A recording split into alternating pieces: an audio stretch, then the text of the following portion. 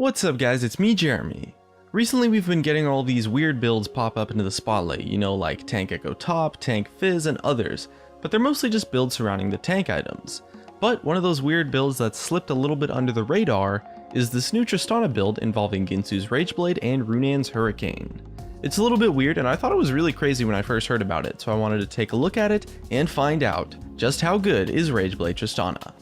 And if you guys enjoyed the video, don't forget to hit that like button, and if you don't enjoy the video, click that dislike. And let's get started.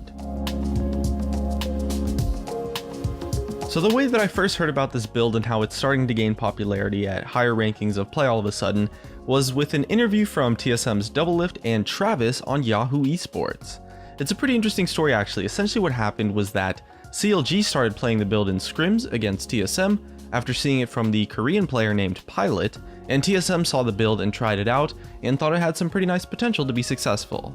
They didn't think it was crazy, but it was a bit weird and pretty solid overall. And the pick did get leaked to most of the other teams, and since they didn't know how to deal with it, it was kind of just banned out in most of the games in the semi-finals of the LCS playoffs. So despite the power that Rageblade Tristana supposedly might have at the competitive level, we didn't actually get to see too many games of it in the LCS playoffs, because Team Liquid and Immortals didn't actually know how to play against it, so they just didn't want to take the risk of having to face this new strategy. So there's your proof right there that Rageblade Tristana does have a little bit of merit to it, and it's decent at the competitive level, at least in the eyes of CLG, TSM, Team Liquid, and Immortals. The build involves a Tristana 80 carry rushing Ginsu's Rageblade first, and then building Runan's Hurricane into an Infinity Edge, and from there you build items based on the situation of your current game. The goal is to take advantage of Tristana's super high range due to her passive, as well as mitigating her lackluster mid game. Tristana is an insane hyper carry in the late game, but her mid game is really lacking, and a lot of the time the team fights during the mid game are kind of what snowballs the game and decides the eventual winner, especially at the competitive level. So finding a way to mitigate that power trough while also still having this trump card up your sleeve in case the game isn't actually decided yet 35 minutes in, sets you up for a solid overall composition potentially. She ends up playing out a lot like a Kog'Maw would, but Tristana's escape is amazing, so it makes her so much more reliable and harder to counter, albeit with a little bit less damage. It's not by much, she's still definitely dealing tons of damage regardless, due to her steroid and the whole, late game 80 carry thing. Ginsu's Rageblade is built as a way to improve her mid game, as the stats that the item bring can be pretty insane. At just 3 stacks it becomes gold efficient, and when it's fully stacked it just blows everything out of the water, and is giving you a whopping 192% gold efficiency, without even taking into account the area of effect damage. Meanwhile, Infinity Edge, which would be the alternative build, caps out at like a measly 97% gold efficiency until you get some more crit chance to improve the power of the crit damage bonus passive. And sure, you do have to stack up Ginsu's, but with high range and a great attack speed steroid, Tristana can do that just fine. And let's not forget that Tristana does have AP ratios on her W, E, and her ultimate, so it's far from a useless stat on her. Once this ability gets a bit further along the item path too, she can easily hit the attack speed cap after stacking Ginsu's using her rapid fire ability. And on top of that, the build is incredible for macro and objective play.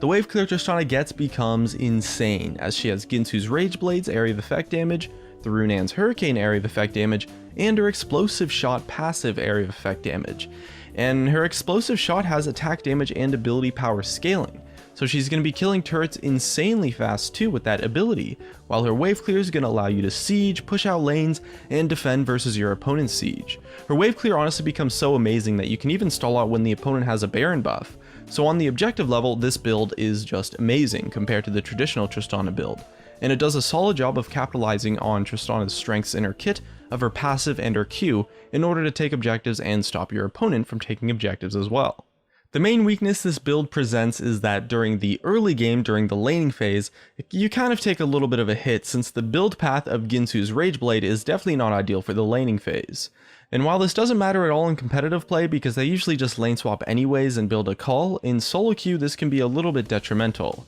I definitely think that this build is better in competitive play than in solo queue though, since in competitive play the objective game is much more sophisticated and the tools that Tristana brings with this build will be much more impactful. But it's also true that in solo queue, lots and lots of games are decided during the mid-game teamfights, and Tristana's laning is safe enough to where she can usually just farm and try to survive if she has to, until she completes the Ginsu's Rage Blade. As well, it does also cause her to need time to stack up the Rage Blade, but in a fight where the DPS of an AD carry is actually going to matter, you're going to be getting off way more than 8 auto attacks, and a lot of the time you can maybe get 2 or 3 stacks from minions somehow before the fight starts anyway. And once you actually do complete the Ginsu's Rage Blade, it's a lot more powerful than a standard Infinity Edge would be once you finish it. Sure, the build path kinda sucks, so you do kind of have to try and survive for a little bit, but once you finish it, it gives you a really strong one-item power spike that allows you to compete with the early to mid-game strength of the other meta AD carries. And the whole idea surrounding this is that her late game is going to be so amazing regardless just because she's Tristana, that it really doesn't matter at all and you can still pick up Infinity Edge as your third item anyway. This build does a great job of taking advantage of Ginsu's and Hurricane, which are 2 pretty powerful items that are arguably a little bit overtuned right now. Ever since the Season 6 changes, we've been seeing these items on really anyone that can make use of them, and for good reason, so why not Tristana too? And actually, some of the other AD carries that have fallen out of the meta are starting to try out this build a little bit as well, because they have similar problems to Tristana of having like this weak mid game, which has always been kind of a bummer for an AD carry, since a large amount, maybe even a majority of games are decided in the first handful of mid-game team fights, and not being able to compete in those fights as an AD carry compared to the other meta AD carries that have a lot more damage on their abilities, or maybe like some kind of thing that just gives the mid-game power going on, kinda sucks, and it's a serious weakness for those champions. So it's certainly not a bad build, and it's probably better than the traditional AD carry build on Tristana most of the time now, as long as you can manage to survive the part of the laning phase where you have to back and then pick up a blasting wand. It's a pretty cool build that has some interesting traits, and it's a lot more versatile than standard Tristana, which to me makes it a lot more interesting, and certainly a lot more fun. And since it's proven to have power at the competitive level, it's not unreasonable to build Tristana this way yourself, as despite the differences between competitive play and solo queue, most of the pros are still building and playing Tristana like this in Challenger solo queue anyway, so maybe give it a try if you haven't already, and dust off that old Tristana pick if you feel like it, and most of all have fun. Looks like that's going to be just about it. Thanks for watching, subscribe if you want, and I'll see you guys next time.